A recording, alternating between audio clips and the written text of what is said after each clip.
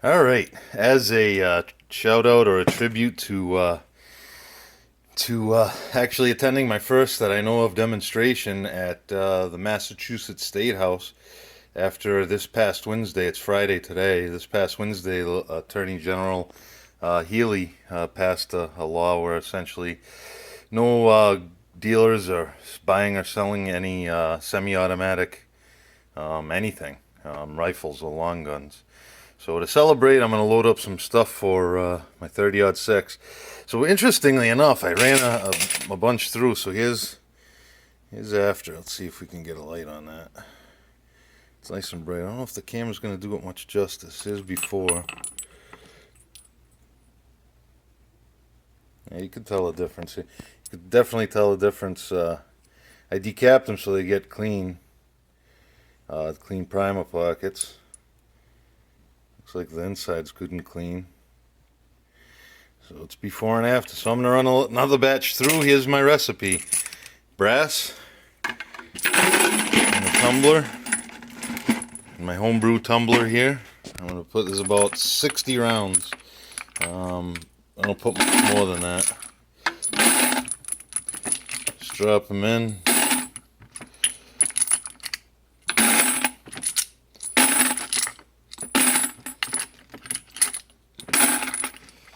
I already sized some of them, or at least they've been decapped.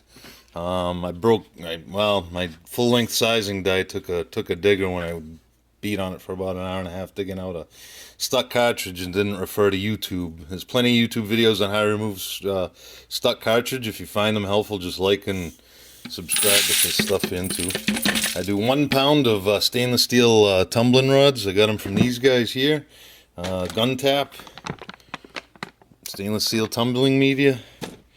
And last thing is 1 teaspoon of the 1 teaspoon, actually it's 2 more things. This is like Lemmy Shine. I guess it's a dishwasher detergent or a dishwasher detergent additive. So I'm gonna add a teaspoon of that and a couple good drops of just Dawn dish soap. This is a concentrated stuff, so I'll just put a little bit in there. That's probably it for that. A little teaspoon there. Then after you get it all in there, you got a teaspoon of Lemmy Shine, a squirt of dish detergent. I put a board in there to agitate it. It's bolted right to the top with a lag bolt into the wood through the cap of the Rubbermaid thing here, and it's a nice slow tumble like that until the battery dies, and I might probably run 2 through and they come out nice and clean. Pretty simple little solution. Seems to work okay. I just got a the drill and the vice grip, and I time it by the battery life. All right, now that the brass is decapped and tumbled, I gotta do a few more extra prep work. It's good here. You gotta make sure we take the crimp out of the brass. That's all I do for that. Throw it in the little cut and die here, and trim it down.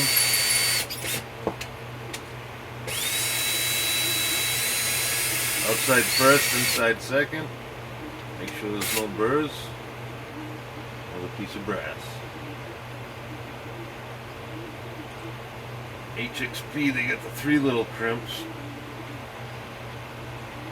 Just take that out of there.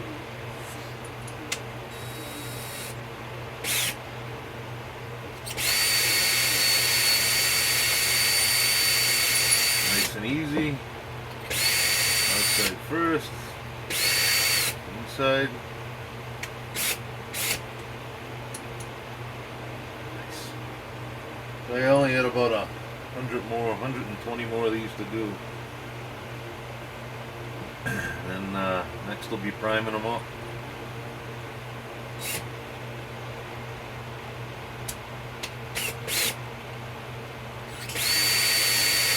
.30-06 brass.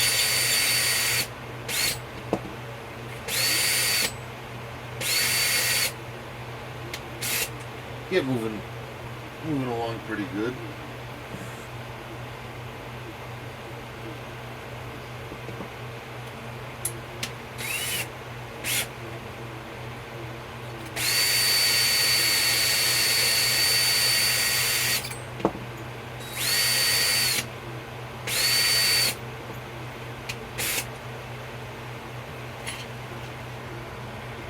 Alright, I'm down to the last two, about 100 something rounds of 30-06 from my M1 Garand. So this is the brass prep step. Just continuing to trim up.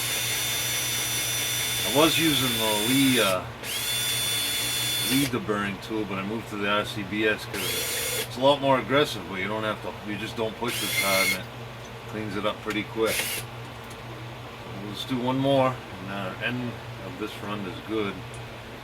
I'll show you the leaning, the tower piece over here. All of them had crimps, even the ones I reloaded, so I must not have deburred them last time. I don't remember any of the primers going in tough, but they're all pretty consistent now. All exactly the same length, have the same opening for the primer. I was thinking about the primer too, and just then the battery dies on the last one. That's awesome. I gotta say something about this Porter Cable consumer grade drill set. It came with a drill and it's pretty good. The last one, that is awesome. That is pretty cool. So that's the amount of brass we got, quite a bit. And here's the leaning tower. There's the local repeater in the background. Actually, that's a distant repeater. It must be some kind of open. All the primers are pretty good. All the mouths are awesome. So next step is resizing them again. I just want to run them through the resizer again and putting a primer in. So it's quite a bit of brass right there, but most of it, I guess most of it is probably from the primer pockets to getting the crimp out of there. The new Greek brass seems to be pretty good crimps. It's got the 3 little divots. So alright, see you next step.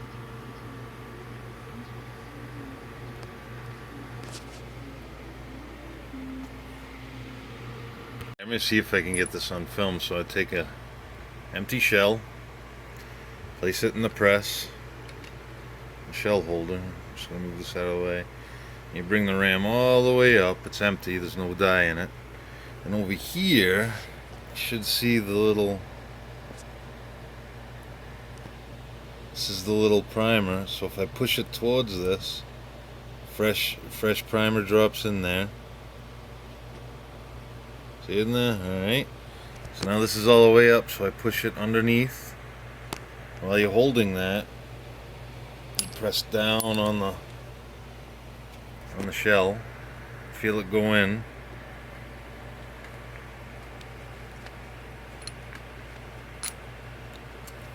And then you drop it down. It should be, oh, not in far enough. Trying to do it with one hand on the camera.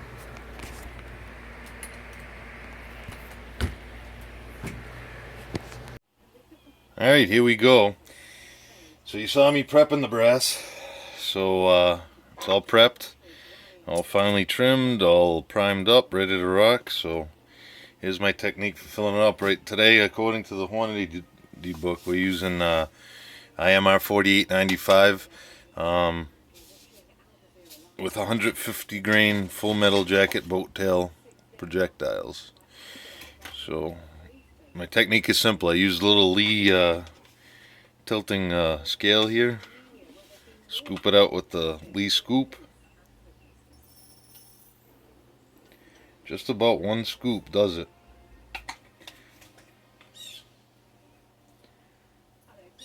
I was using the Lee dies, but I kept getting cases stuck in the sizing die.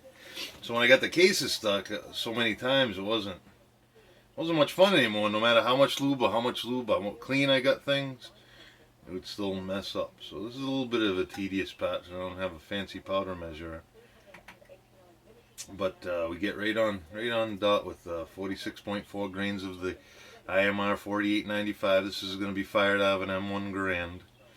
So once I get the beam to balance, take the empty shell, make sure it's empty, dump that right in there.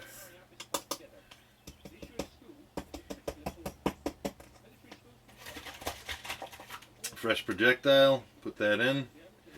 Bolt tails are pretty nice. They kind of do a little start for you. And there you have it. There's a fresh 30-06 M1 Garand round. I'm cutting them for between 3.18 and 3.15, and it looks pretty good. And of course, I'm using the Lyman Quick Connects here, but the brand new RCBS full-length die set is pretty good. I got one stuck in this too, but I figured out how to lube it a little bit better. But I don't think I'm going to go back to the Lees. I think the full-length sizing die on that Lee set, it's the ultimate die set. So I'll probably still use the decapper to decap them before I wash them. The full-length sizer is kind of done.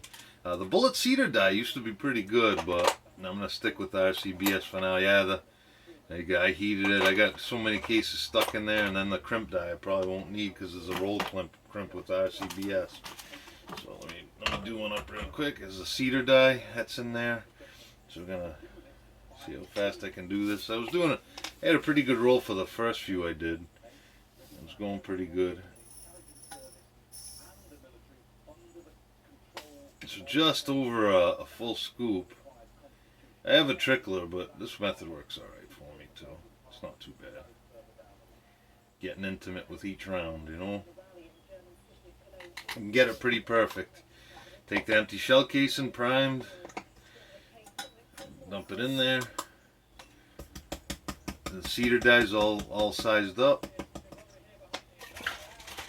Fresh projectile. Press it in. I got it doing a slight crimp.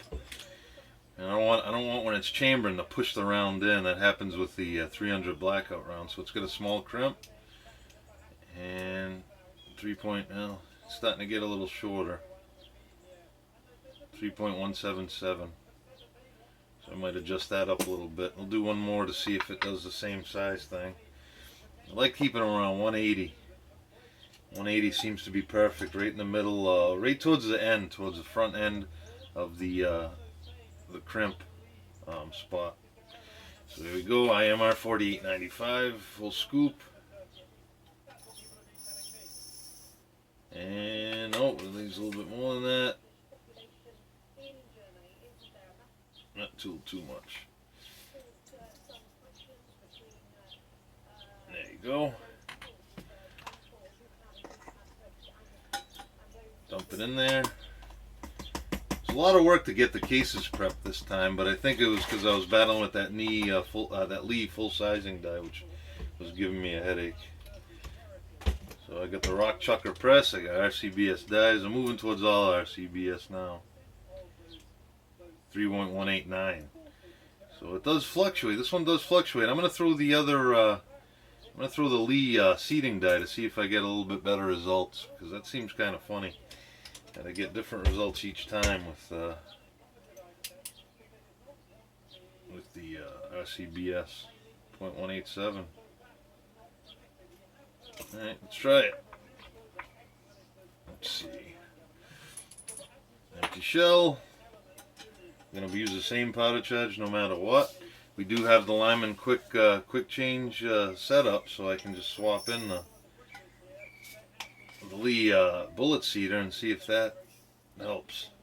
I think with the Lee bullet cedar, it doesn't have the option to have a crimp, so I'm going to have to use the additional die to crimp all of them, which I guess could be worse, but still, you know. I'm getting a little excited here.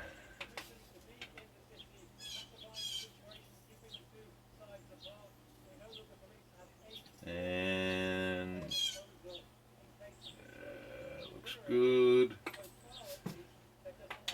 So fill this up. Projectile ready. I'm going to swap out. This is the RCBS die I've been fighting. I'm going to seat it with the Lee die. Let's see if I get better results with that. I was getting pretty good results. I just snap it right in there, press it in. There it is, 3.184. So that one seems to be a little bit more consistent. Alright, so there you have it. I'm gonna keep messing. I'm gonna give the RCBS dye some more opportunity.